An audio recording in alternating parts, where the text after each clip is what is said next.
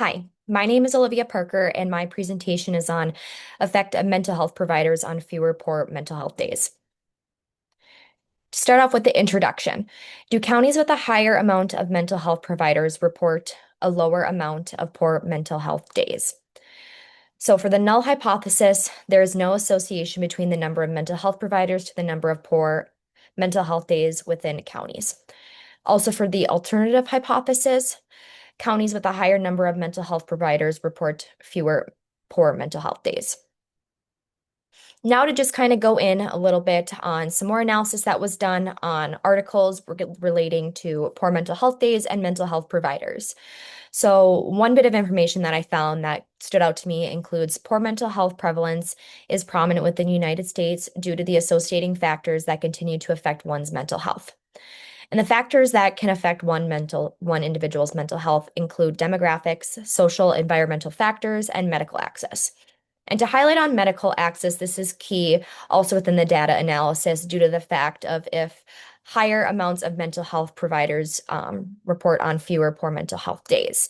And medical access can vary to connecting with a provider, telemedicine, also going to a clinic, finding a provider, transportation, and also in the sense of even getting to that appointment regarding work employment concerns or even being able to leave work.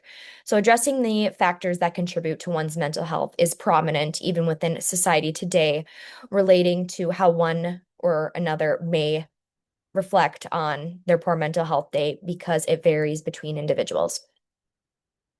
Now for the data and methods. So the data source that was used is access to care and readmissions, and this was included within the course topic, AHIMA that aligns with course guidelines as well. Also, the tables include clinical care and health outcomes, while the variables are mental health providers and poor mental health days. And both of these variables are quantitative and continuous variables. And also one of the variables that was evaluated, however, it doesn't identify as a variable, is FIPS code, which is a county identifier. And this was removed from the analysis since only these two variables were evaluated. Also, the statistical method that was used was correlation and linear regression. And the data visualization was scatter plot. Now for the results. As you can see within figure 1, this does display the mean and median with the maximum and minimum columns for FIPS code, mental health providers, and poor mental health days.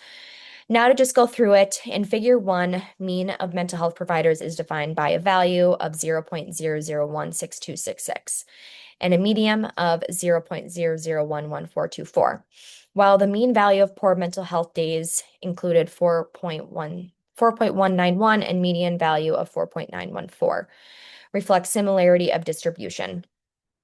In the mental health provider statistics, the mean displayed a value of 0.001626 regarding the availability of providers and the availability of providers across counties of the minimum of 0 and maximum being 0.0221234. Also, the median states that half of the counties reflect a value of 0.0011424, which displays a median number of poor mental health days being 4.194. So that's a lot of information to take in. But just to kind of put it into simpler terms, that the mean and median do correlate in the sense for poor mental health days, since there's a very small difference between the mean and median for the average and median of the days reflected for poor mental health days. And this does align with the FIPS code. However, the FIPS code was not examined, just provided the descriptive statistics for this as well. Now for further on the results, as you can see in figure 2, this is the displayed scatter plot. As you can see with on the X and Y axis, poor mental health days and mental health providers for poor mental health days versus mental health providers. So the correlation indicated a value of negative 0.00890845. And this value does indicate that there is no correlation between the two variables.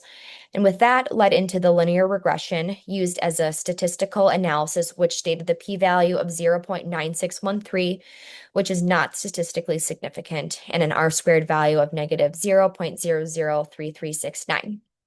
So with those values, the linear regression did confirm that the variables are not statistically significant and that there is no correlation between them. And with the visualization in Figure 2, the scatter plot displays counties that fall on the trend line with the outliers present, yet the straight line displays the mean of poor mental health days being 4.19. And the mean of poor mental health days being 4.19 is included in the previous slide in Figure 1 within the descriptive statistics. However, as you can see, the trend line, which is the mean for the poor mental health days, there are kind of a cluster of dots in that line, and you can see outliers that are present as well. To be evaluated as well in that sense. However, with the results containing that, there did lead to no correlation, so we do have to reject the null hypothesis. Now for the conclusion.